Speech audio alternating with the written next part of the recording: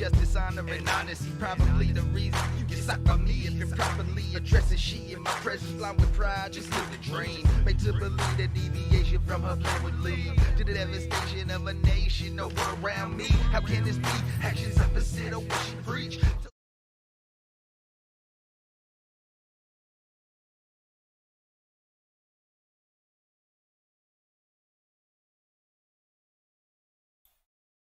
What's up, everybody? I'm Gymkhana Josh, and welcome to Beyond the Apex, where we talk about motorcycle everything and then some. Happy New Year! First show of the new year. It's going to be good. We have a lot of things lined up, a lot of things planned for this year. But for episode 1, we're doing something a little bit different than our regularly scheduled programming. A lot of people are still traveling, still visiting family, so we're going to change it up a little bit. As I've said many times on my channel and actually on the show as well, I started off this life as a car guy. I haven't always been Gymkhana Josh, the motorcycle rider, track rider, or whatever. When I left high school, I went to an automotive school. I made a lot of great connections and basically worked in the auto industry for the longest time before I even thought about getting a bike. So tonight, we're going to be talking about some cars. A little bit about the bike culture as well, but I got some of my peoples here with me tonight, people that I would consider my brothers that I kind of came into my own with, and we'll get to them here in a second. But familiar face, you'll see over to the left side of your screen, my co-host Butter. Butter, what's up with you, man? Yo, back from the sunny state of Florida. Yeah, man. It's crazy out there. I'm a little jealous. I was watching you in paradise this entire 3 weeks. I felt like a kid again, yo. COVID-19 kid. But what'd you do when you're down there? You went to Disney World, Disneyland, Universal Studios? Disneyland, went to Universal. We went to Animal Kingdom, Epcot Center. We was out in Tampa for a little bit, out in Tampa Bay. So there was a lot of racing this weekend. So all that's why we couldn't get a lot of good bikers out on the show this weekend. From the young kids, age 8 through older senior citizens, they were all racing down in Florida. So everything out there was busy. It was a race weekend. A lot of it happened on Sunday because of the holiday. So there was a lot of events going on Sunday. Most of the guys that were down there are still driving up and traveling today. Okay. Yeah, but you've already reached out. They'll be back next week or the week after. We're gonna get them on. We're gonna get them. Yeah. I mean, with the COVID now, everybody's still working from remotely. So if you were out of state racing, it was easier not to rush back to work. Right. Well, who wants to rush back to work anyway? Yeah, I had Ricky O'Hara. He was still traveling. Ricky O'Hara, who races Moto America, he was out still in Florida. He's actually racing again tomorrow in I think it said St. Petersburg or West Palm. He's over in West Palm, I think. And Yandel was the 9-year-old prodigy that we talked about before. He was still driving up, and he was still in the Carolinas. Raced on Sunday. I heard he kicked ass. So it was kind of an epic weekend for the New York, the East Coast riders up north that were out in Florida kicking ass. Right on. So as I said before, we're talking about cars tonight. We're kind of dipping into the car culture, talking to our four-wheel friends. I got a grip of guys here. When Butter connected to the Skype chat, he was like, "What did you get me into tonight?" This is gonna be good. But I remember back in when we met up at Coney Island that one time before that ride out, you were shooting, chopping it up, talking to some guys out there about some muscle cars. So I know you have some experience with, the car culture and cars. What exactly is your experience with cars? So I have an uncle who is the GM god. If GM were to have a god like they do in the Greek universe, he'd be the Zeus. He'd be the Zeus of GM.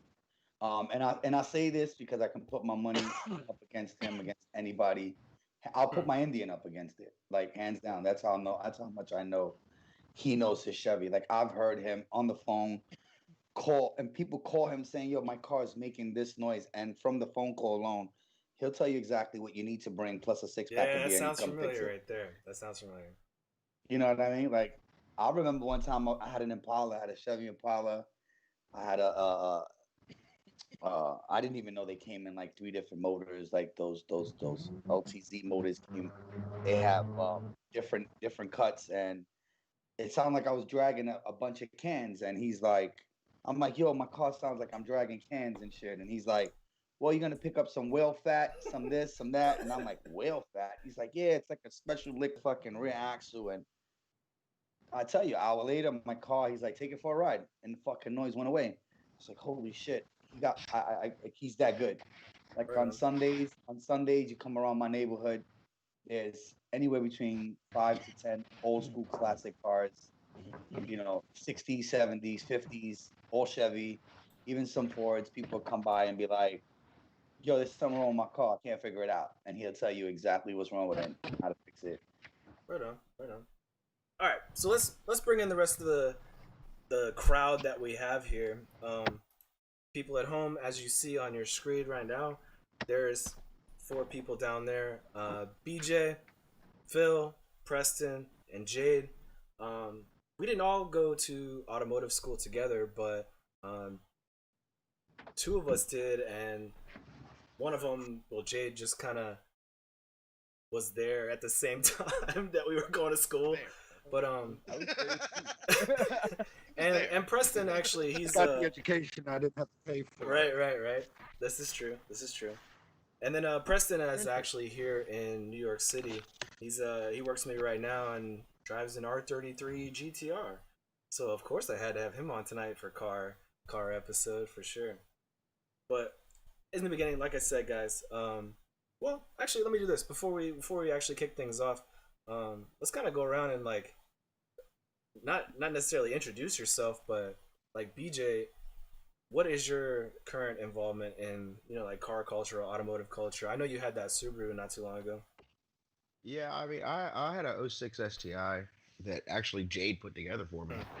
Um, I sold that about a year ago. I was kind of out of it for a little bit, but now I find myself kind of getting into the truck scene a little bit, lifted trucks and shit. Yeah. Nice. The Uh, redneck mobile. yeah, man. Well, no, actually, what was it? Last week, not last week, week before last, we had on the 2 ladies from the Set magazine, and one of the things they specialize in for their magazine is like lifted trucks and whatnot. So there's a big community out there for those people too. Oh, it's huge. That's for sure. It's a huge community. I like my truck stock though. I can still get Yeah, into it. That's the right. problem. I don't want to have to climb into it. I Like can my still get into it. yeah, the climbing is a problem. Like so like stepping up into a truck, I'm like, nah, we got to spend some money on some steps that come down. Like this, this ain't gonna work. Well, trying to put motorcycles on a lifted truck is not fun. So no, that ain't gonna work at all, man. I like it stock. I mean, I'm a truck guy. I've started. My first car was a Chevy S10. Right. Now I'm in a Bighorn 1500. But yeah, I mean, I like the lifted stuff. Lifted stuff is cool. I think it's cool, but I'm like, I ain't going hunting. I ain't going off roading. Right. I'm just trailing some bikes, so keep it nice and stock. Got some 20-inch rims, chromed out, real simple. I like it. Like, you know what I mean? Like when I see some of these trucks. Yeah, no, I see. I mean, almost everybody, a lot of my guys on my team got trucks, So I like it. I definitely like the truck style. All right. I'm more of a low rider guy. You want to really impress me with a truck? Slam that bitch to the floor, man. Yeah, I want to see scrapes. I want to see sparks from the frame. Yeah. Absolutely. No, I get that. But so big 4-wheel drive truck was just one vehicle I haven't owned yet, and I don't even know how many vehicles. So it was like, you know what? Yes, one like fell in my lap at work, and I was like, yeah, I want to buy that truck. Well, I've had a couple. Golly, give me that truck. I've had a couple of sports cars. I had a Porsche 911 S 911 car. Had a Corvette. So I dipped and dabbed in a few of the little, Yeah. injectors. But I'm an old school guy. I'm an old school, so give me a 67, give me a 67 GTO, 69 Camaro. I'm good. I get that, and I truly appreciate those old cars. The problem I have with them personally is I don't like tuning carburetors, man. Yeah, that's the that does problem. get difficult. There's a real quick fix for that. You just throw Yeah, you can. ECU in it with some fuel injection. You're good to It's go. not the same though, man. Hell, Sure, you it's can get a the ton same. more It's actually a power. lot faster. Well, yeah, sure. But I mean, It eases up a lot of stuff. and you think about the cost involved with tuning fuel injected systems, you know, piggyback or a standalone ECU, all that other stuff that's involved with tuning a fuel injected vehicle. That gets kind of annoying too, actually. Let's be honest. At least Yeah, carburetor, you're like yeah, messing with yeah. screws and like, okay, you could do it. Yeah, You it's gotta like take the different carburetor like, off and put the injection in. that It's sounds all, about Yeah. it, right. yeah. It's all about eye and Yeah. ear, man. Like you have Yeah. to have really good eye and ear for that shit. I Yeah. mean, I've had my uncle tune my cars just on the fly. Like, oh, here you Yeah. go. You're off. Your timing is off a little bit. He's like, Little oh tweak man, here. you need a couple Yeah. degrees there. Phil, Yeah. And you'd be surprised, you know, you run an extra, you run a lower time than you would a higher time. So Yeah. instead of doing a high 10, you're doing a low 9 or something, you know, like Yeah. it's like a Okay. big difference. Yeah, All right, big on. difference. That's a huge Phil, what are you driving now? I have a 02 M3. Right. You done quite a bit of stuff to that too, right? Yeah, it's mostly just a money pit though. So It you know, all is the bikes, the cars. It's Yeah. So there's number one. That's the one Even thing that we European, share. dude. Those European ones are the worst. Well, that's one thing right there for the people Yeah. at home that ride bikes. It's all money pits. You put enough love and devotion to these things, it's gonna be a money pit no matter what. But you still got the. I've had plenty of motorcycles. any too, hobby. Yeah, so- actually, Phil's a rider too. That's any Phil's hobby. a rider too. It's been a minute. Though. I have my personal mechanic. If I've seen anybody blow over $1 million in cars, is him. I've seen this guy build cars from the ground up. Maybe take them out test drive a few times and then get rid of them. I'm like, you never even enjoyed the work that you put into this car. Like since we That were was kids, the enjoyment to him. Was the work he put into the car. he actually at one point owned every first series M3 shape that ever came out. So when they changed the shape, he had the first year of every new model that came out, and I've seen this kid race these M3s in reverse. Like the kid is a savage. He's a beast with cars. Right now, he currently got a GTO, what do they call it? A Pontiac. The newer models, later the last ones they made, 06, I think. I gotcha. He's got one pushing like 1,200 horsepower and.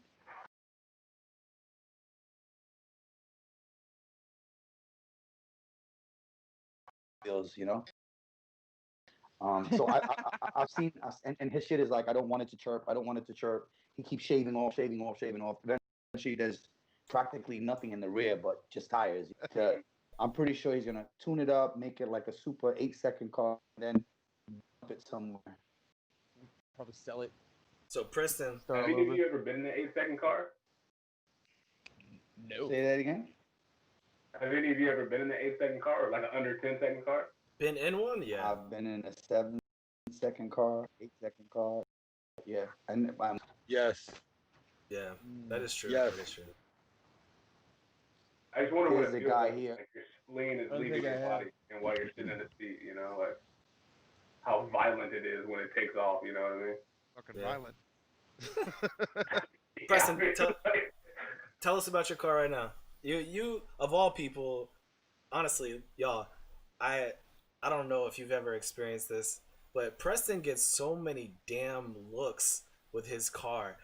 Doesn't matter where he's at. People just ride by him on the road and like honk 1,000 times, give him thumbs up. Even just today, we went out for lunch and just homeboy in a Jeep just rode by, honked, and gave him the thumbs up. So Preston, tell us about your car, please. man, you see, there's a few people around here that appreciate it. It's a lot of BMW drivers, you know. A lot of dudes M series, they'll cruise up, you know, and all of a sudden they'll pull up, you know, and they'll roll down the window or something like, oh man, the car's sweet, dude. I can't believe you got a 33, and you know, are you in Manhattan or whatever it is, you know, where you stay, and this, that, and the other thing. Or sometimes people try to pull up a little bit, you know, try to rev up on the belt, but yeah, it gets a lot of attention. I think it's just because of how different it looks than everything else that's on the road. And rarity, man. And That's the Yeah. big body, man. I love the 33s. dude, it's so fun. And when you see it next to the 32s, you know, you realize how much bigger it is. but like it's bigger in like all the best ways. So Best I way. feel like Wait a minute. It's like a chick with a fat Now ass. wait a minute. Crump, we ain't saying you ain't thick. We just ain't thick enough. oh, he's the thickest. Okay. But it's great though, man. I mean, if you ever drive that thing and then right-hand drive too, anytime you're right-hand drive, they always are like, oh man, you know, like you're on the wrong side of the road or whatever the case, you know, and all that stuff. So.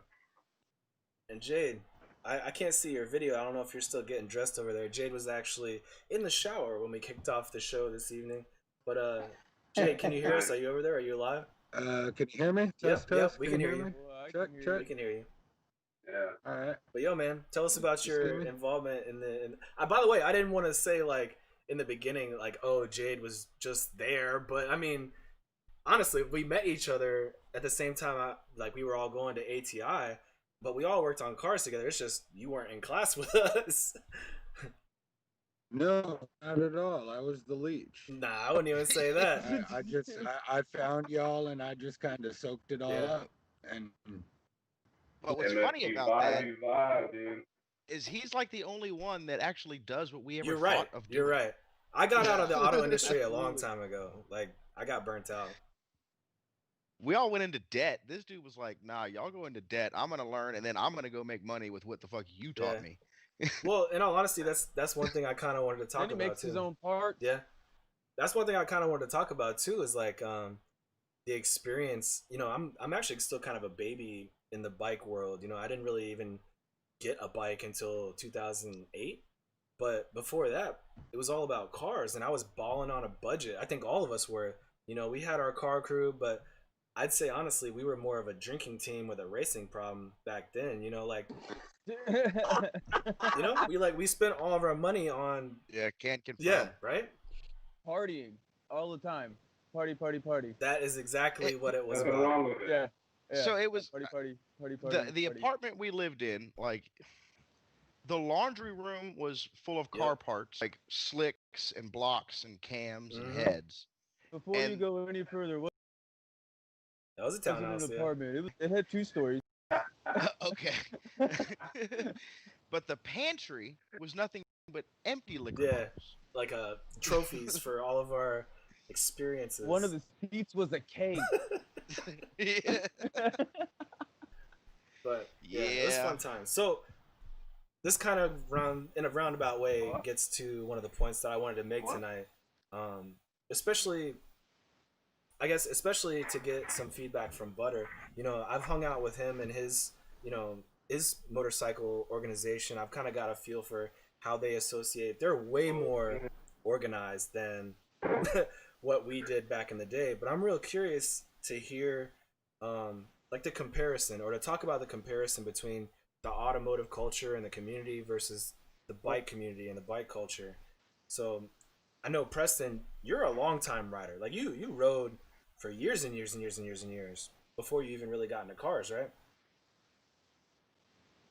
Yeah. What would you say the comparison is between, you know, the bike life and the automotive guys?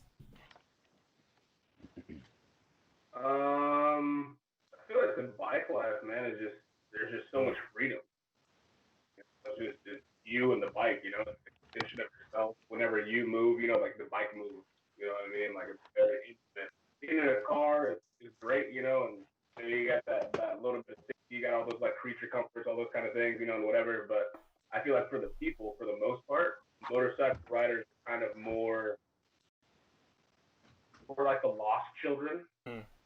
You know, like the car people are around, you know, they're always like, oh, I got, you know, like how much horsepower am I pushing, you know, whatever, all those kind of things. And or you ask them questions, you know, trying to get into things. They're like, oh man, if you don't know that, then you shouldn't come near a car ever. And you're like, oh, thank you. Yeah. That's a really good point, actually. Like asking for knowledge, and then you just like pushing people down. You know, it's like, oh, that's not too cool, but I get it. Back in the day, actually, this is one reason why I kind of like detached myself from the car culture or community, is because I think there's just a lot of douchebags, you know, like if you don't have this type of car or whatever. What was that, Phil? And tons of them. Yeah, I mean they're in the That bike hasn't community changed. too, but I've been on Facebook lately and Yeah. any car group. yeah, Virginia car scene is a toxic. Yeah.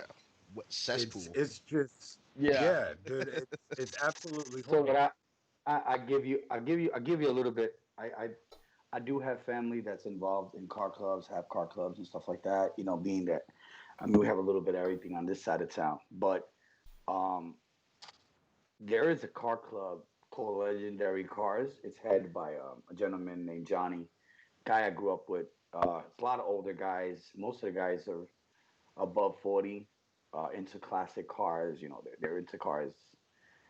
Um, and they're like a family. I was down in Florida and I saw them. I saw the name and I'm like, Legendary Cars. That looks familiar.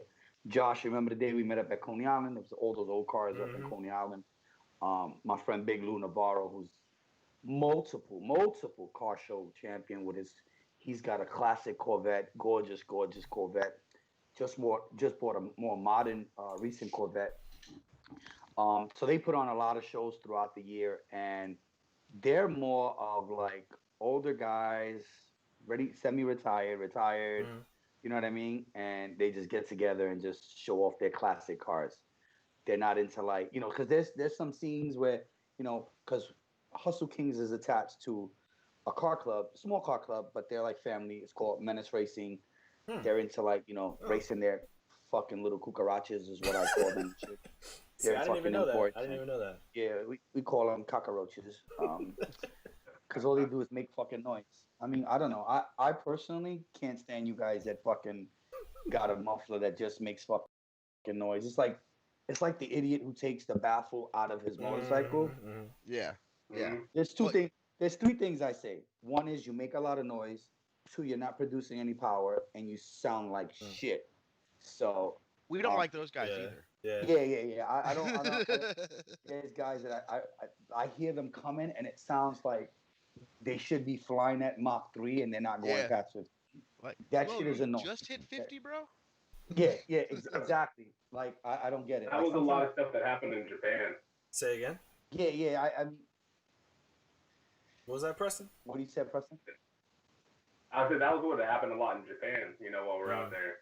You'd be talking to some guys at some meets and stuff, like, oh yeah, you know, like what plans do you have for your car? But like, oh man, I got this titanium exhaust, you know, and I got this straight pipe coming, and you're like, what else do you got planned? Like, I mean, that's it, really. I'm trying to look for this titanium tip exhaust, you know, and you're like, cool, man. I mean, that's great, dude. You got a plan, you know, that's your plan, and great, go for it, you know. But like, there's like no vision anymore. You know what though? Yeah. You know what though? Actually, I might be wrong in this assessment, but I would say honestly though, car guys are actually more likely to like look for power adders and like put money into performance gains of their vehicle. I don't really know a lot of bike guys that are like, yeah, I need to get another 20 horsepower out of my ZX10. Like, bitch, this thing's already gonna kill you. It's already gonna kill you. Hey, I was trying to bore my motor out. I was that's me, cutting Josh. stuff off of my bike. Yeah. I'm the guy in the You always ZX10 need to add a power commander to it. Always. Every That's time. right. But none of that matters at the track. So None of that matters at the so- track. Right. See, Because but- for the bikes, but it's the a thing different is like thing. so. See, but the bikes, yeah, like you see, like if you're overseas and you ride a ZX10, you're riding a ZX10 at its most productive power. If you ride that same ZX10 in New York City, it's tuned down to maybe 30 less horsepower. So you want to experience the same thing the guy in Japan overseas is experienced. So yeah, you want to open that ECU, you want to tone it, you want to do this, you want to do the exhaust. I mean, my bike was stock 167. When I got it to 205, I was like, hallelujah, I'm about to say, hallelujah. you're not gonna see that in New York City though. I don't care if it's 20 horsepower or 30 horsepower. You're going down the Belt Parkway, that's gonna kill you, no matter what. But you know, I don't ride on the True, Belt Parkway. true. So how You dare don't. You don't. How dare you insult me like that? True. You don't. Not happening. You don't. Not happening. The belt's dangerous, man. The belt is a different place. Yeah, no, absolutely. You know, but again, so there's multiple different. It's the same thing as the motorcycle world is kind of similar because you have You have your sports bikes, like how would I say, like so how we have the stunners, we have the Mm. cruisers, we have the one percenters. Hmm. It's a little bit of everything. You know what I mean? So the car scene is similar because my nephew got a car club called Wepa City. They're family guys. They like to hang out. They hang out with their little imports, whatever. They're making their noise, burning rubber. It's cool. Just like we would have the stunners. You know what I Mm. mean? The stunners out there doing stunts. Their bikes don't look the prettiest, but they're out there doing fucking wheelies. Now, some people got some pretty ass stunt bikes because they've probably been doing it so long they can keep the bike from getting fucked Mm. up. But most of the guys who are stunting or still learning, they got those bikes that like when you see the Civic with the half painted front end, the prime bumper or the prime hood, because that's how it is. You know what I'm saying? Like the car is never Mm. complete because Phil you're was either that guy. wrecking it. We were all I that guy. What was. are you talking about? We I were was all that that guy. guy. Always that guy. Like yeah, see that couldn't be me even when I was a younger guy in a sports bike. I had the nice bike with the lights on it. Like when you show up to the meet, it's like, oh, there goes Butter in his bike. And then it changes after a while. Mm. Like I wasn't big into lights anymore. I wasn't big into the sound. I was that guy who pulled the baffle out to make the bike sound loud. Like you go through those phases, and it's the same thing in the car world. As you're younger, you want a car that sounds loud, and when you become a real smart driver, whether it be motorcycle or bikes, you want to get into performance, and especially now that we're track guys, performance is key. Suspension, you know what I mean? Mm. Some Hmm. people don't even consider that shit. So as you get older, Yeah, not even at all. you start noticing how the ride gets better when you do shit that costs more money. You know what I'm saying? Especially like when you get into suspension tuning and you take a turn that you couldn't take before, you can take it 30 miles per hour faster Mm. because your bike is tuned. It's the same thing with cars, man. So Yeah. I don't know if you guys know, I frequent a track called New York Safety Track, upstate New York, and they have car days up Yeah. there. So if your car is badass, that's the place to take it, man. Closed circuit, no cops, Super no technical nothing. too. Come as you are. Super technical. Is it a Yeah, so it's super tech. lower speed? Um. It's a lower Mhm. speed course because it's 18 serious turns and Right. 32 elevation changes. So Okay. your car will come off the ground if you take a certain turn at a certain speed. You're Right. coming off the ground because bikes do it all the Yeah. time. I've seen pictures of Yeah. bikes, literally 4 or 5 feet in the fucking air. So, Man, uh, the pucker factor is so high on Yeah. that, bro. Like, Yeah. mm, Actually, when I was up there in Yeah, you gotta October, I was focus just up on there in bike. October. There was a S2000 group up there. They were killing it out there on the mhm. track. I mean, they don't let the bikes and the cars go at the same time, but I just can only imagine what S2000 could do up there for real. Oh yeah, there's a lot of S2000s that go up there. A lot of low, you see these M3s, M6s, even the Skylines. I've seen a shitload of Skylines up there, and it's beautiful how they move because I don't think they're competing to race. They're competing against on, themselves. on the drifting, the time. Yeah, there's a time. People go up there to race against their Mm. time, but it's not like if you're, how would I say, like a Daytona 500, like you're going around the circle, right? It's just a complete circle, Yeah. and you're trying to pass each other. You're talking about 18 nice fucking turns where you'll literally see a car drift 30 feet into a turn. Like Mm. that's dope. Like that's amazing. When you see something like that, that's a work of art. I don't think Right. many drivers who drive in the street can actually do this course because even this course as a motorcycle rider, I know for me personally, as a rider of 27 years, when I first got on this course, I never left first gear, and Right. I've been riding my whole life.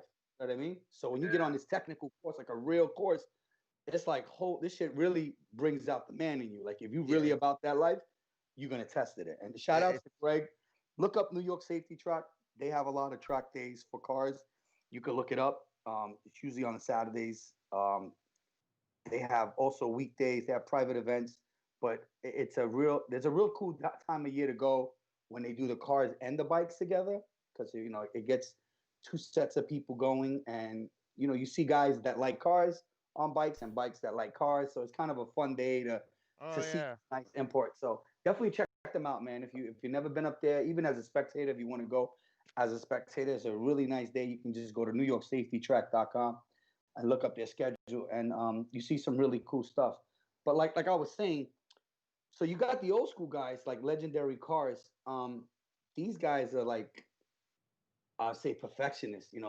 Fucking motors are shining chrome. Like my cousin Pito got a '64 Impala. Everything under the hood is chromed. like chrome. I'm talking about even the windshield wiper fluid bottle is chrome. Yeah. You know what I mean? Like, you know, Yeah. he's got his little 15, 20-inch rims with the spokes on it, and Yeah. That's an Impala thing, man. oh Like. yeah, absolutely. Mhm. But there's a lot of clubs out here. I went to actually they had recently a trunk or treat, and I I saw seen these that. Mexican Yeah. guys from the Bronx, man. They was rolling. I was like, oh A shit, this lot is of big nice. But bodies. A lot of big bodies. the older guys, yeah, I tend to see like the older guys. They're into the older cars. They're meticulous, making them look immaculate. You don't see too many of the older guys with older cars half-assed. Mm. Like if a guy's pulling out a '69 Camaro, a '63, '64 Impala, you're It's not done, seeing. son. It's fucking done. Yeah, exactly. That dude doesn't fucking dip to his 401k, his TDA, his pension plan, and he's Right. fixing his fucking car. You know what I mean? So Yeah. that's basically how the older. And then you got the younger guys, right? They got Civics. They got these little hatchbacks with fucking the CVR. I never noticed that. There was a little hatchback with a CRV motor in it. Fucking car. Like, how the fuck did you fit the CRV motor in it? I'm like, holy Yo. shit. Now this shit is pushing 700 fucking horsepower. Back in the day, though, That's cool. I didn't. all of us We used to do that all the time. all man. of us, I mean, Yeah. we were trying to do all that kind of stuff. We had these dreams, we had all these ideas, but we were all balling on a budget, man. Like when you work in, so we all worked basically in the auto industry, doing whatever, starting off as oil change guys, eventually working our way up to, alignment tech or something else. But for the most part, when you work in the auto industry for those first handful of years, you ain't making good money. So if you have all these grand ideas of doing motor swaps and all this other, crazy stuff, it's basically you better figure out a friend of a friend that has a connection with this, and then you're doing it, You had yeah, to. out in front of somebody's house, on the street doing this work, We weren't rocking So- Subaru Imprezas or GTRs No. or anything like that. It was No. Accords and Civics. We took a drivetrain I out had a of. CRX. A CRX, okay, yeah. Yeah. I Which was are a expensive CRX, as so we shit took a- nowadays. Yeah, they are. It's dumb. It makes me mad. I sold Yeah. mine. We took a drivetrain out of one Primer Civic of Phil's and put it into another Primer Civic. Like We went from the hatchback Yeah. to the CRX, and then we used an electrical Yeah. cord It's like to do a quick four-wheel alignment, and then we went speeding up and down the street at 120 miles per Yeah. hour. Yeah. Yeah, took it to the track the next morning. Yeah. The track it, strip. it, it Couldn't sounds get through it, technical. it sounds Hey, like man, the whatever guy- works, it man. sounds Whatever like the works. guy- Sounds like the guy trying to put a Hayabusa motor in a Ninja Yeah, 250. basically, that was us. That was us. But we were spending all our money on like drinking and gas, I Yeah. guess. That was it. So, anybody familiar with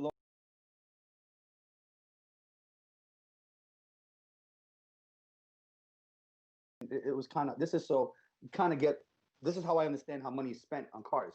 So I had a friend, Indian friend of mine. We're friends to a mutual friend, and he had lost his job. And he tells me, but we're in Atlantic City. My friend is taking us out. He's like this rich kid, and he's like, yo, we're going to Atlantic City. So we're sitting in a hotel room, and he's like, hey, Jose, man, I got this really good idea. I want to open a mechanic shop. And I'm like, there's like a million of them worldwide. You know what I mean? And he's like, nah, but I want to specify in this and that and the third. And I'm like, listen, if you believe in it, go ahead and do it. You know what I mean? Like, what do you got? Like, you ain't working. This is the perfect time to make a career change. And yo, 6 months later, this guy had the most booming shop in fucking Long Island. It was called TAC Motorsports. And I tell you, I went to visit him, and he's like, Jose, every car that comes in here, it's a minimum of a $10,000 drop. Okay? Now, I don't know if you guys know how Indian kids operate. I'm very familiar with Indian people. They're friends. I have family members. I mean, they're amazing people. Yeah. But when it comes to cars, those motherfuckers drop bread. Yeah. They drop bread like it's going, like they will not date a girl to make sure that they don't spend no bread on no girl because all their bread is going on their fucking car. And I mean, like literally, my friend was doing like financing. You can get on the spot financing, and you can bring in your Subaru. I know my friend had an ISF, fucking like loaded. Like I wasn't even a fan of Lexus until I saw this car, and I saw the power that this thing whipped out. And it's crazy how it's serious. I mean, the motorcycle game, I tell people it's a very expensive game. Like there's days where I just buy shit for my motorcycle. Who needs 12 helmets? You only got one fucking right. I You got buy a new one 12 sitting back fucking here. helmets. Yeah, like who needs multiple tracksuits? Because you know what I mean. You're only gonna ride one fucking bike, but it becomes the same shit with these car guys, and it's more expensive. Like I'm afraid of getting into the car game. One, you need a super garage, especially like for me. I specifically want like a 50, 55, 57 Bel Air, 63 Impala, or Camaro. Like it's either or. Or if I can find myself a Grand National, I would definitely take. Hey, Jado-san, tell need us about your project right now. Tell us what you're working on. I know you just got That's it a running the other piece day. of shit. But yeah, this is something pretty amazing actually. Well, also tell the people at home about the group, the Facebook page and whatnot. But please explain what projects you're working on right now. Well, it started out many years ago as a 99 Accord. Or no, wrong. 99. That's a I long got the time Accord ago. on the mind. Sorry, that's a real long Yeah. time ago. It started out as a 99 Impreza 2.5 RS, and originally got it as a daily driver, and that didn't last long because the bug bites. Well, the bug had already bitten. It's not like it bit you then. The bug had already bitten. Well, no, but it was the only reason it was purchased was because the Accord was under the knife and not drivable, which it never made it out of the operating room.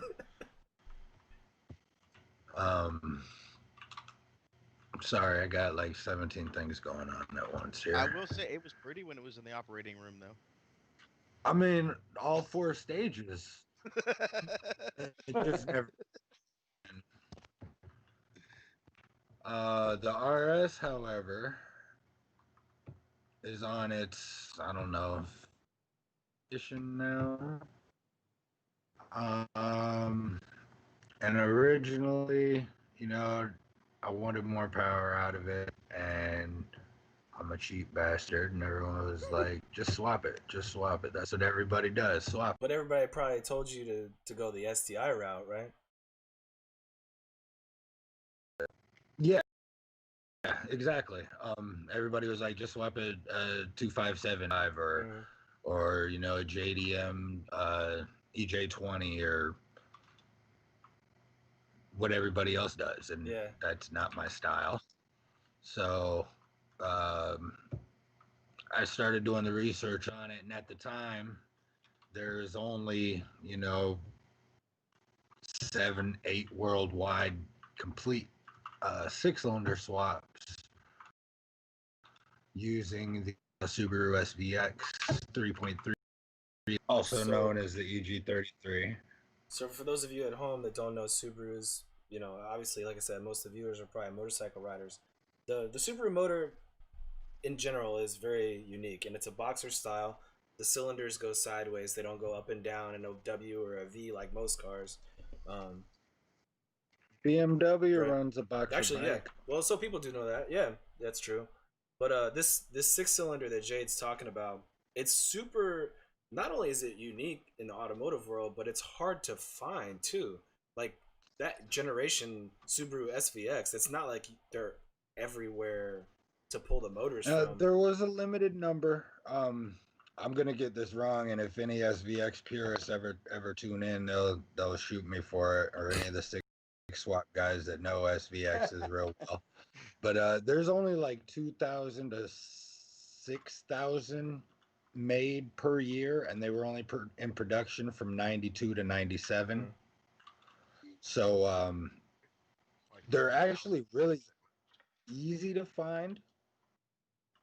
If you look for the whole car, you can find the whole car and get the whole car for less than $1,500 usually, and then repart it out and make most of that money back.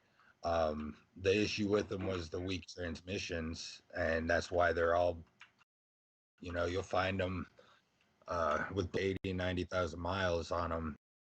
and so the motor's just getting broke in at that point. So that But- motor went in your 2.5 RS, however. Yes. The game, as it goes, people are starting to realize the potential and realize the capability of these motors, and scene tax, drift tax, whatever you want to call it, is being added onto these motors. I have 5 of them currently. Oh, Well, 4. Wow. 4. I threw one of them out. I have 4 of them currently. I spent less than $500 on each one. You can't find them for less than $1,000 nowadays. So what about the group? That's too much to me. What about the group you got? The 6 Swap group, 6 Swap Subarus on Facebook. It started out because, like I said, when I first started my swap, there was only like 7 or 8 done worldwide. And that's guys that were vocal on forums, and they weren't exactly willing to share their information, or maybe didn't remember what they did or how they did something. All these swaps had been done differently, using different parts, using different methods. Some were running 2 ECUs, where they used the stock ECU to run the body, the ABS, and stock transmission to keep it from throwing check engine lights, but they have the SVX ECU in there so they could run the engine, which is very confusing to me personally. I think that's overdoing it, but Too many chefs in the kitchen, man. yeah.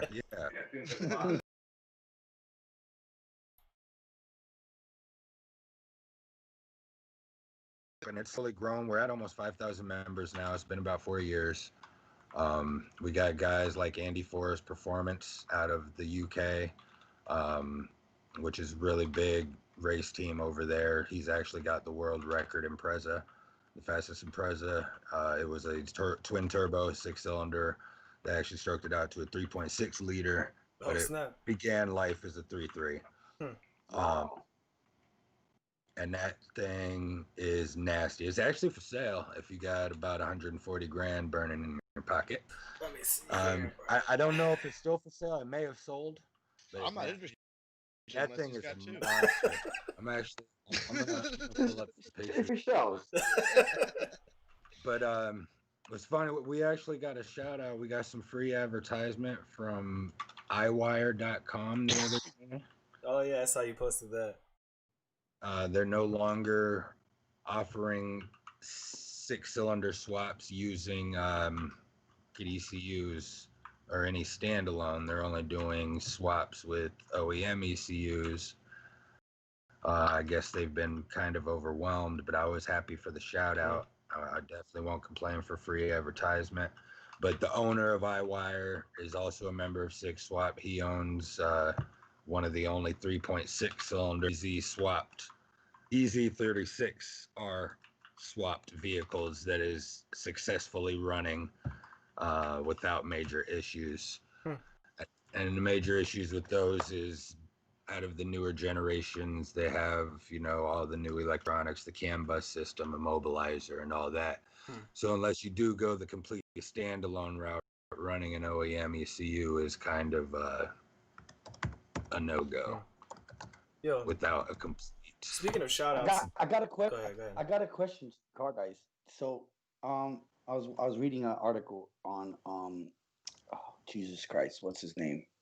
He's an actor. I forgot his name. Anyhow, he was riding an old style vehicle.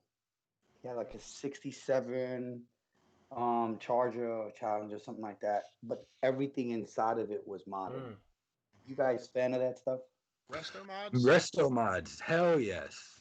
I think it depends on the car. I think you could butcher the wrong car. Yeah.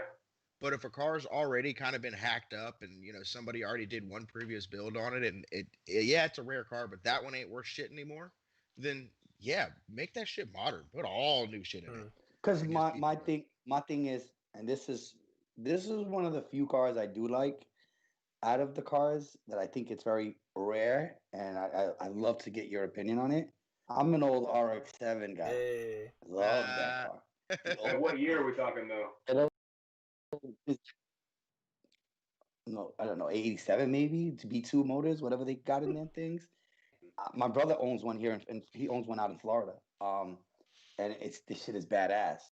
Like I've had some friends that had like high eight rotary motor cars, and I'm like, wow, these shits. How the fuck does this thing run? And I'm like, if I had to build, because I've seen that now, that's the new trend.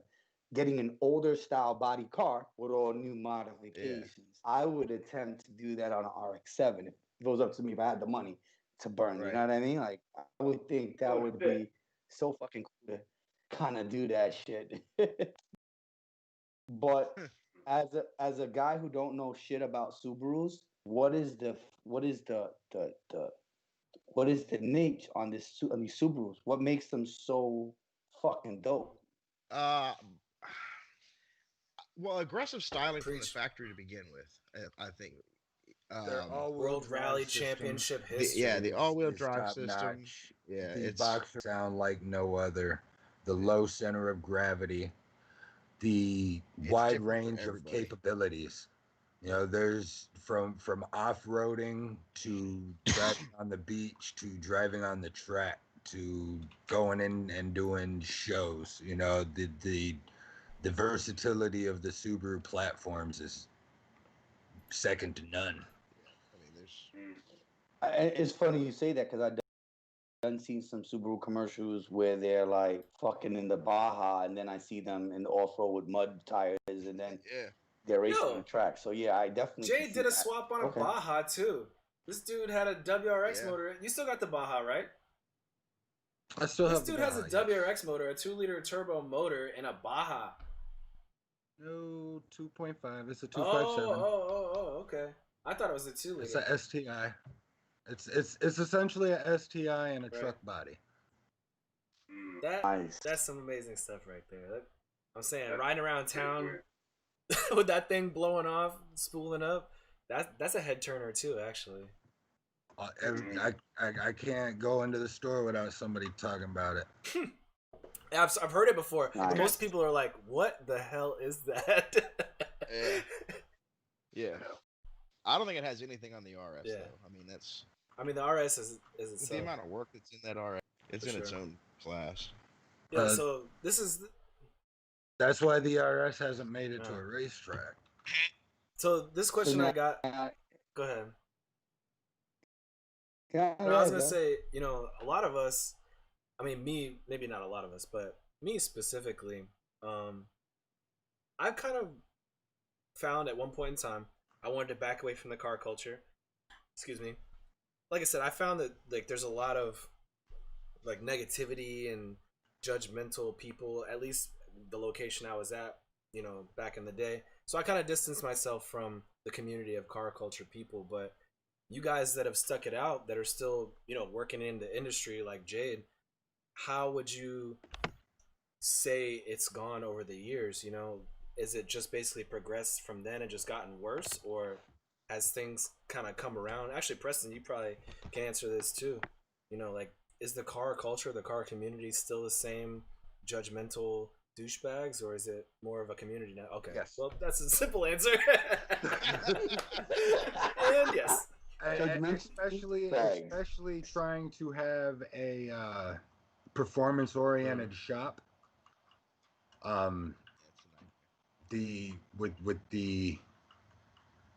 With the internet now and social media and all that, your business can be shut down overnight. People are just writing shitty reviews or whatever. And trying to cater to car crews, or trying to cater to, initially our shop did cater to a lot of Subaru guys, and that was, and they would kind of bend over backwards simply to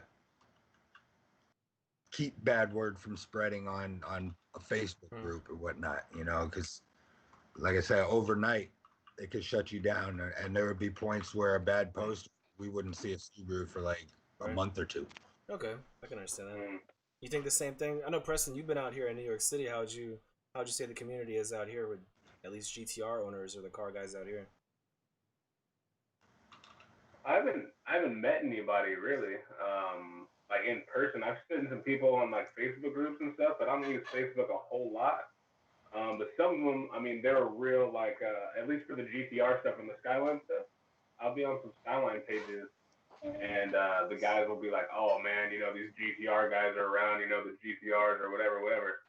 And then in the same breath, though, they're like, "Hey, does anyone have the GTR body kit? Or does anyone have like the GTR bumper or like a GTR wing? I'm trying to do this." I'm like, well, I don't understand why people try to polarize themselves with a body type. Like, "Oh, I drive this body type, so I'm better than y'all," or whatever it is. It's like, "Oh, I drive a ZX10, and you drive a Gixxer 10." I'm like, my bike's better than yours, whatever. It's like you're both 1,000. You're both riding thousands. You're both riding like some of the best motorcycles, the best iron horses that have ever been made. What are you guys really talking about here? I gotta stop you there, bro. I gotta You stop talk you shit there, about the bro. Gixxer? On which one? So there's a difference between me riding a ZX10 and people riding a Gixxer. Gixxer's garbage. Sure. I'll tell you that straight up. Garbage. It ain't performing nowhere. It ain't doing shit. They ain't nothing to check out. Let me tell you something, man. I'm in the motorcycle dealership game.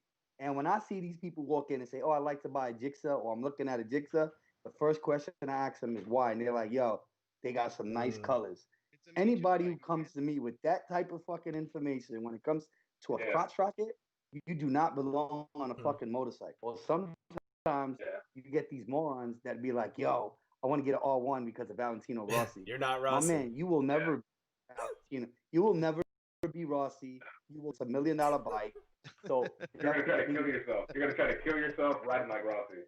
Yeah, you know what I mean. I'm like, but so for me, when it comes to like evaluating bikes, I always look at the World Superbike, which is a stock.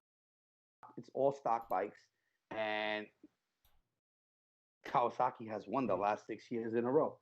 They don't make the fastest bike. They don't make the strongest bike. They make the most nimblest and the most dependable bike. So if you're based on, it's all your preference too. Some people will say, yeah, the VFR is the dopest bike. Ducati, of course, has bikes as well as the S1000. But as fast as the bike is, the guy in the Kawasaki still beat them 10 to 11 seconds when they're neck and neck because the bike is a lot more nimbler on the track. So I'd rather be. Kawasaki is definitely the best bike I've ever ridden. Say that again? The Kawasaki is definitely the best bike I've ever ridden. Oh, hands down, hands down. I've ridden, but again, that also goes preference to rider. I always bring up the analogy that, Valentino Rossi, when he was at his peak, he was riding a Yamaha, and when he was at his worst, he couldn't keep a Ducati off the ground. So, even though he rode a better bike, technically, he couldn't ride that bike like he rode an R1. So how I feel on Cowie, somebody might feel on a Gixxer, but a lot of times, and this is facts. I'm putting out facts. Anybody want to debate? Most people who buy a Gixxer will buy a Gixxer because they say they're pretty. Because Cowie don't make pretty color bikes.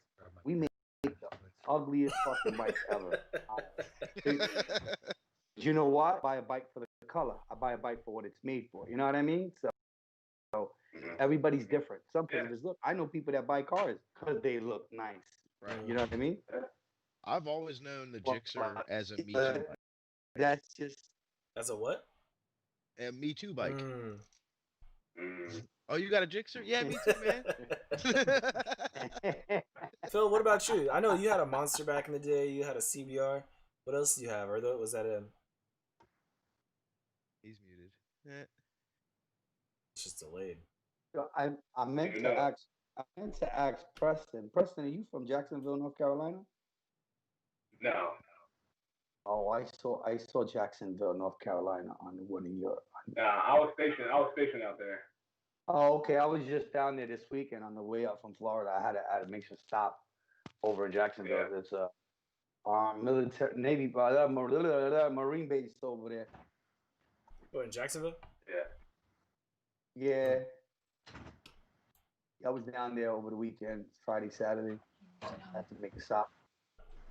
Yeah. Yeah, no, I was stationed out there. Goddamn bullet catches. Thank you for your service. Yeah. So one more thing. Listen, go ahead. we have a house full of soldiers here. We got one in the Army, one in the Navy, one in the Air Force. We got one in the Marines. So we have a house full of fucking soldiers over here. Yeah, that must be a banger, man. Everyone banging on each other all the time.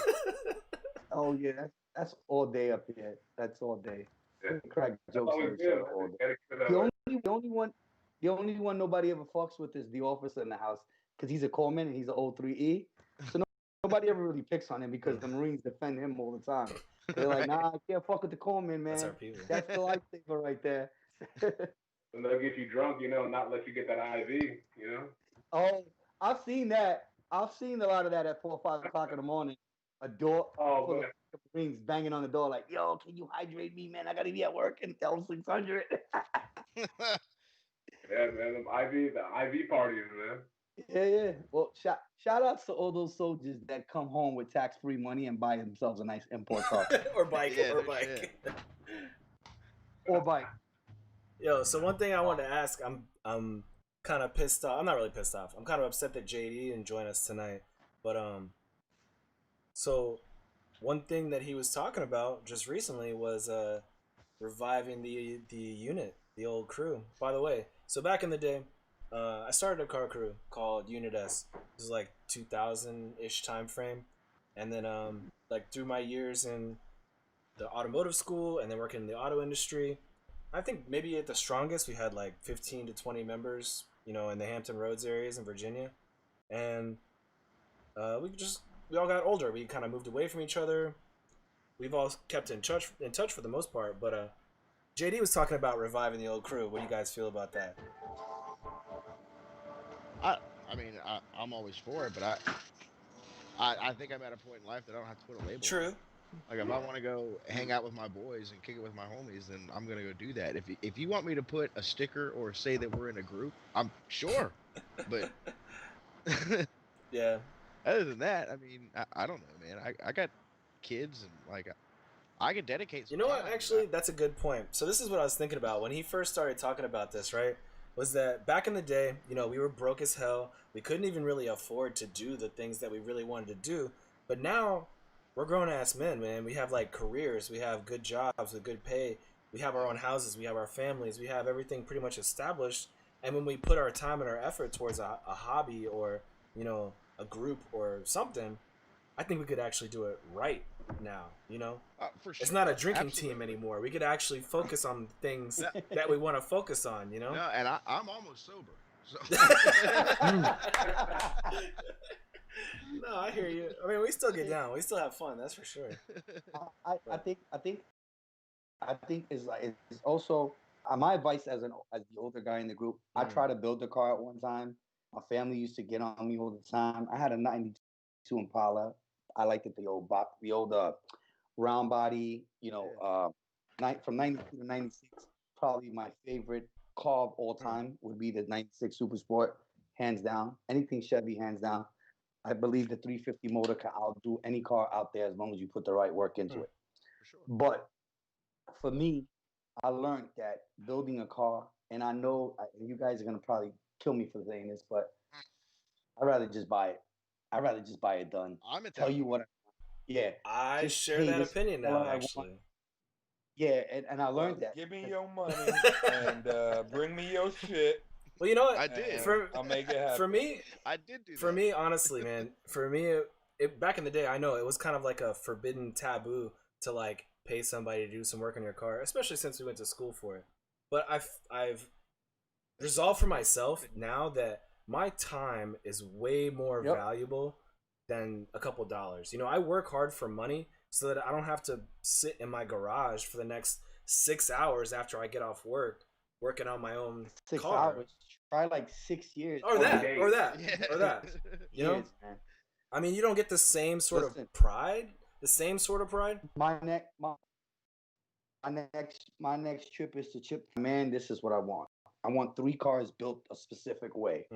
My 61 Continental, my 69 Camaro, and my 96 SS. I just want it built the way I want it. I want it to shine, custom rims, and just send me the fucking bill. Yeah. That's it. I just remember all the nights of like broken, rusty bolts and things not fitting and needing to wait for parts to arrive and all this other drama. I'd rather just put that on We somebody didn't else. have Amazon back then either. True, that's true too. Yeah, That's true that. too. And I don't think I Do can that. bench press a transmission anymore. We could totally overnight. Oh no, Overnight no, parts that from don't work Japan no now. more. I will tell you that right now from personal experience. I just tried it a couple weeks ago and it's not the same. I just don't think I can bench press a transmission. I just don't got it in me no more, man. So- I'll break. Yeah. I'll say this though, the That's things the that worst too, man. Like not having the right parts and not having the right tools for something, you know, and all of a sudden something snaps, you know, and you're like, oh man, I need to get this extractor kit. I'm like, oh, now I need something angled. Now I need something else. Now it's like, oh. Yeah. We usually I'll just tell cut the y'all next funny- piece off and then start replacing. I started watching YouTube videos and then buying the tools I needed before I even did the fucking project. That's some grown man shit right there. That's some smart shit right there. I've done that before and Fuck a still headache. did something wrong. That always I'll tell you a happens. funny I don't even story know how to happened in use Long the Island. fucking tools So I one of bought. my bros, What was that, Butter? one of my buddies in Long Island, they have a stick side. It's out in Long Island in the sticks. These guys race. They got like 8-second cars. These things are all like fucking badass. You know, all carbureted cars. And I remember one day we went to go get a transmission, right? So my boy had like a Typhoon, a GMC Typhoon. Oh And, man, that's a rare ass truck. Yeah. So, I love getting those a transmission. things, man. So my boy trying to be cheap, not to pay the money to swap the transmission. We go pick up this transmission and we go to put it in. Right? I don't know shit about putting in a fucking transmission. I'm as good as a broken light bulb. So Right. I'm sitting there. I'm sitting there and I'm like, he's like, yo, just hold the hoist. And he's trying to line this transmission. Now the transmission came out of like a barely used Typhoon, 50,000 miles. Was in a really bad wreck, but the transmission was immaculate. And I'm like, all right, cool. And he got it for like $1,000. It was Go to like the Beyond best. the Apex. Yo, when the fucking hoist dropped and cracked that shit, it was the worst feeling. Like, Yeah, and now you got like fucking 15 quarts of fluid to clean Yeah. up, too. it had like a fucking crack right on the bottom of it, and it was like we can't even like we just took a perfectly great transmission, fucked this shit up for being $500-$600 cheap. Now you got to buy another transmission. You're not gonna find one as good. So Yep. I learned that don't ever try to do it yourself. Just take it to the professionals, man. It's so much My cheaper. second transmission in the RS, I dropped it off the hoist from shoulder height. It survived. It got a good 40,000 miles out of it before I lost third gear. I dropped a car on Brian. What's that? I dropped a car on Yeah. DJ. I think we all made shit. major mess ups like that before, for sure. I've Hey just man, you gotta learn from those things. Yeah. Those build character. What I learned is that I don't want to do that again. Yeah. I burnt down a house with my motorcycle. You what? Nice. What? Yeah. That was my mistake. That I What did learned you say from. again? You almost what? A house? Oh, I didn't almost do anything. I did it. He burnt down a house. It caught on fire. Wow. That was it, man. Saturday morning. Damn. I'm trying to work on No it. cartoons for you? You were No, trying to what's work on it? Oh, was that back at the beginning? Oh yeah, no, I was watching cartoons while I was working. It's probably my problem. I was like, Well, I can't say that's that bad because all of us just used to get drunk while we were working on cars, and then by the time we finished something, Used to. yeah, well, yeah, true. But I remember we used to I used to get so wasted even after I got finished, I couldn't really take it out and go anywhere. It was like, all right, I'm going to bed. I'm done. yeah. I was wondering how deep the chat But was. yeah. I do. There were quite a few times because Crump and I worked together and lived together for what, like a year? Yeah, at least a year. Year and some Yeah. change at least. I don't know how many times like we were both like still in our work clothes from yesterday, put down a beer, and we're like, damn, bro, we gotta go to Yeah, work. yeah. So many mornings, man. Like, what? It's Damn. time already? What? Josh looks like the type. Josh looks like Dude. the type that he won't stop until it's over. Until it's For finished. years, we just partied. That's it. Matter of fact, so out of everybody here, I'm the one that had the apartment, the townhouse. It was the party crib for all those years, right? I would get off work. Doesn't matter when I would get off work. I would get off work, come back to my house, and there would already be 3 people at my crib waiting for me. Like, hey, we got a 12-pack. We got a bottle of Hennessy or whatever. Yeah, or that. Yeah, like they were ready to go. I didn't have a choice. I mean, I did have a choice, but I can't run that fast. You know, I was like 20. Those are the good old days. You know, like 22 years old or so. Yeah. I remember 3 o'clock clockwise. I would get to the block from my summer youth job, making fucking $6.25 an hour, and I would have the security guard who was working at the buildings where we lived in, and my cousin waiting for me with a fucking 40-year-old E and a bag of weed. We head to the roof and shit. The roof was the hangout spot because he had the keys to the roof, so we go upstairs and smoke. So I get it. I can't say it was peer pressure. Steel Reserve. Like, all right, let's go. There's nothing else to do. 2 words. Steel Reserve. Can't tell you how long we were just killing them. Killing them. Hot dogs. Hot dogs. Yeah. That was not Steel Reserve. Lord have mercy. So many. It was something. There was so many crazy. 211s, man. Those things were ridiculous. Yeah. Did you guys ever used to do ghetto mimosas? What's that? Mickey's and orange juice? Oh, with Mickey's. We had Mickey's quite often at the crib. A lot of Mickey's. Yeah. We never had orange juice. Hand grenades. We used to go riding motorcycles all day, man. Do freeway takeovers, and then we'd wind up in an apartment, man. Just like, let's go get some Mickey's. Let's go get some hand grenades. Oh, youth. Oh, to be young smoking again. Newports or Black and Milds, man. That was ridiculous. Oh, to be young again. Yo, fellas, it's about 9 o'clock. We should probably start winding down at this point. Another thing I wanted to mention though before we get out of here was that wind it down. I really want to bring more like car related content to the channel. And like I said, JD was talking about reviving the crew, and I'm really glad you guys came on tonight to talk cars and BS. Obviously, Beyond the Apex, it's still a motorcycle show, but I would really love to have you guys come back and talk cars on a different night of the week, or even do a recorded something of the projects that you're working on, so that I can present it to the followers that are out there. Just like me, I'm sure there's guys out there that ride bikes that watch the show that are also into cars too. So, 2021, in an attempt to make things better than 2020, etc.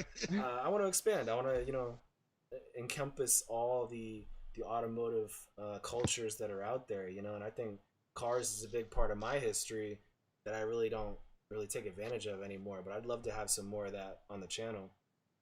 So yeah, we should talk more about that for sure. I'm actually going to see an old ATI buddy this weekend in Korea. Oh snap! What's up, Korea? And gonna dip my truck in a mud. Lord, we had so many crazy ass stories for Korea too. That's what you call it now? Yeah. But yo, like I said, before we get out of here, I want to go around the room. I know all you guys have different projects, different companies, different things that you want to shout out. So I want to give you guys a chance to kind of like have the red carpet and talk about what you're into. Not too long, but just let's go around the room. Let's start with BJ. BJ, shout out to people at home and let people know what's going on. Your Twitch for one thing. Yeah, I mean, I game occasionally. I Twitch, I stream. I don't really try to get much out of it. UHP Hydro, it's there. Like I mostly do it like if I do something fucking awesome, I want to have a recording of it, man, and I don't want to fill up a fucking hard drive to do it. Right. So I'll use Twitch's server to hold my games for me. But that's smart.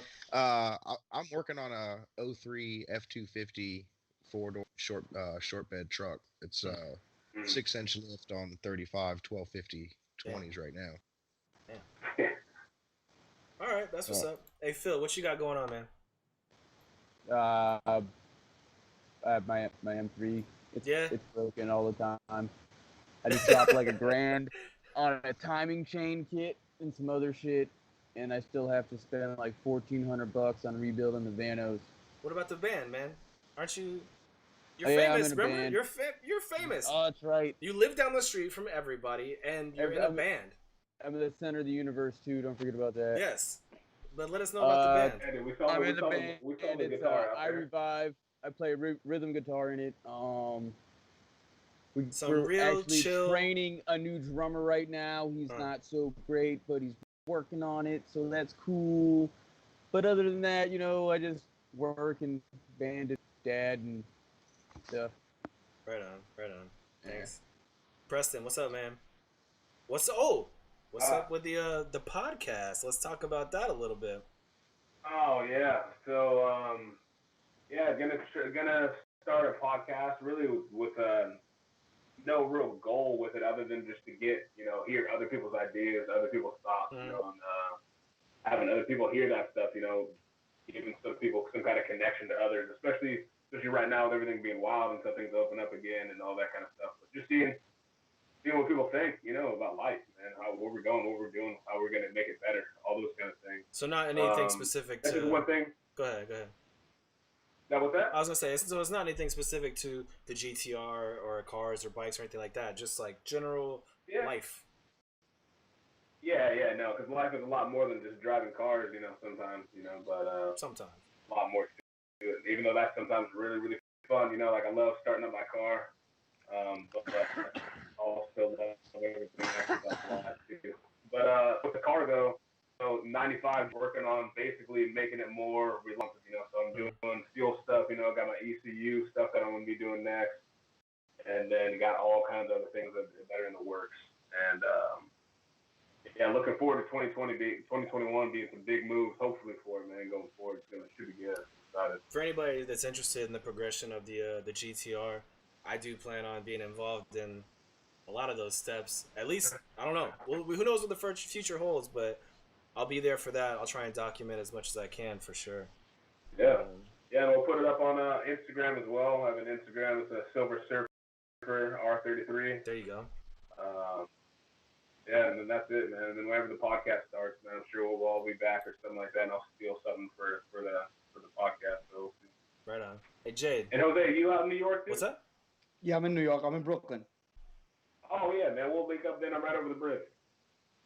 Yeah. Anytime. Get my info from Josh. We can chop it up. I'm always available on the weekends, so definitely. Yeah, man. Hey Jay, what you got going on, man? Let the people at home know what's up, and definitely reiterate about the 6-swap Subarus. Oh yeah, that's you hit it. There's 6-swap Subarus on Facebook. You can see my other builds and a lot of my other work on Instagram _flatlife_. A lot of Subaru stuff on there, a lot of my personal stuff, as well as the project bus.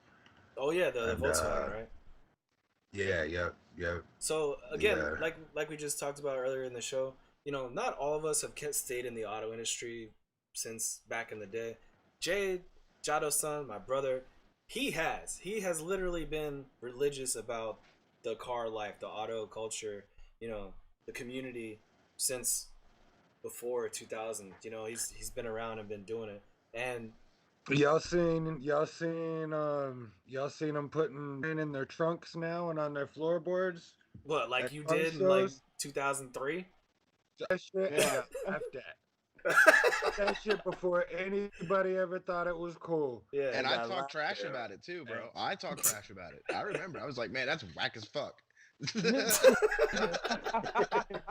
Boy. Who does that shit? Everybody. Right. Yeah. Right. Yeah. Thanks all for being on. Butter, man. Another week down. Beginning of the new year. What you got going on? Actually, there's a lot of people that just released their schedules, like tracks and organizations have released their schedules for the year already. What's coming up on the agenda?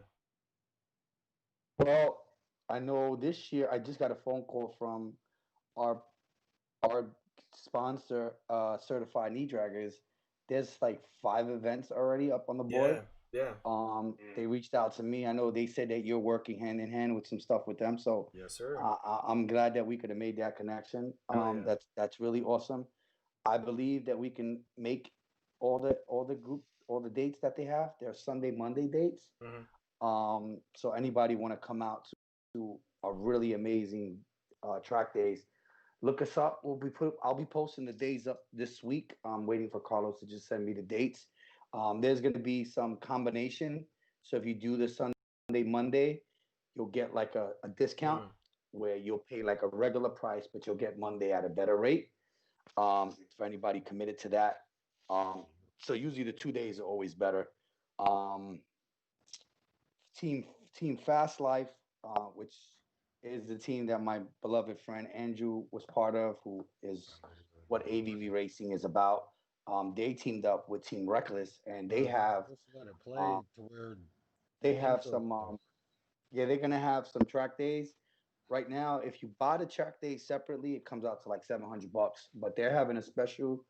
If you do it on January 8th, it's a 24-hour deal. If you pay on the 8th, you'll save like $200 Oh on shit. all the track 200 days. bucks. Yeah, yeah. So it comes out to like $125 instead of 175 per Nice. day. So yeah, that shout outs to Team Fast Life and Reckless. It's called it's a combine track day. They got some really good days over the weekend. So if you want, you can hit up any member of Team Fast Life. You got J Star, you got Reaper, you got Johnny, you got there's just so many guys on Team Fast Life. You can actually, if anybody want to get in touch with me, just give me a call. I can connect you to the guys. For you car guys, yeah, look up New York Safety Track. That's a good Greg one. does some dope. I mean, listen, Yeah. you guys really want to test your vehicles up there, test your suspension, test how your shit can drift. That's the place to do it, man. I tell you, I've seen it with the naked eye. It's one of the most amazing tracks for a motorcycle, let alone for a car that does that type of drifting and moving. I think anybody interested in something like that, definitely not look up New York Safety Track for that. They have some awesome days.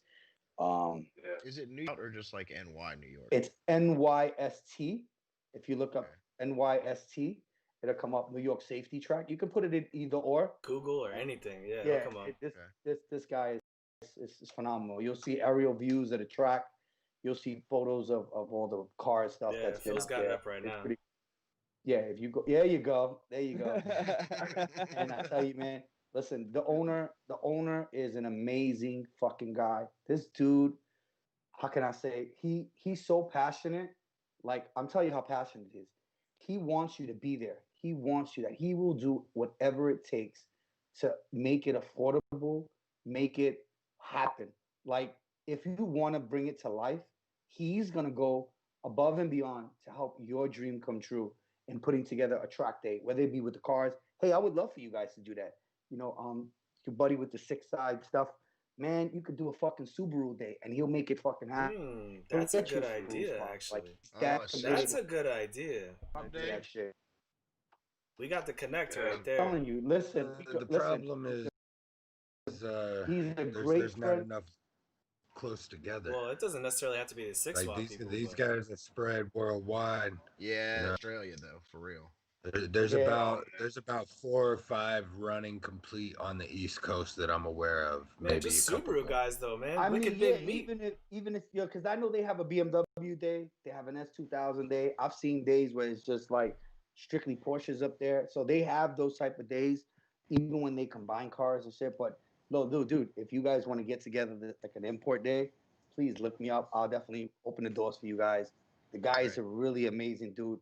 I mean, I know to rent out the track on a midweek is like $5,000 maybe. That's not a lot. Oh, wow, You get that's not a lot. yeah, you get a couple of guys at $100 a pop, you're good. You know what I mean? So Right. let's definitely work on that. So there's a lot of stuff going on. Check out the Instagram. A lot of track days coming up. There's a lot of events coming up this year. There's people still planning their calendar, but again, we got Biker Bros February 28th. Mike's Pro Lid, one of our other sponsors, is here. By the way, did you get any more information about that? Like, Mike's supposed to be flying in. We'll have more information on that next week on when he's flying in. We actually have Fit to Box boxing gym here in New York going to be hosting some of the live video. So if anybody interested in any boxing or boxing training, the guy is part of world championship boxer. So there is a lot of lineage there when it comes to boxing. His father goes back to the good old boxing days. So shout outs to Fit to Box. Shout out to everybody who's watching the show. Mad Transport, my Black City Rider family, Hustle King family, my girl staff, Bo Malo, all these people that are out there. Just thank you for continuing watching the show. There'll be more context for the new year. I'm hopefully working on next week's episode. We should have, like I said, this weekend that just passed was an awesome track weekend for all the northern East Coast guys that went south to race because it's fucking cold up here. So we're gonna have a lot of exciting news coming up for that. A lot of winners from the Northeast. That'd be great. Hopefully we can get Ricky O'Hara on and guys like that. So we look forward to next week. Hopefully we get it going. That'll be good. So with that, thank you to all the guests that came tonight, fellas. I really appreciate seeing you guys, having you connect. Like I said, I hope it's not the last time we get to do this. Please stick around before I close out the show, or after I close out the show. Please stick around because I just want to shoot the shit with you guys for a little bit anyway. All you people at home, thanks for tuning in. I really appreciate that. Come back every Tuesday, 8 p.m. Eastern Standard Time, Beyond the Apex. Me, Butter, whatever guests we have on that evening. We talk motorcycle, everything, and then some. Or, like tonight, not even really motorcycle content. But as I always say, leave this world better than you found it. Peace.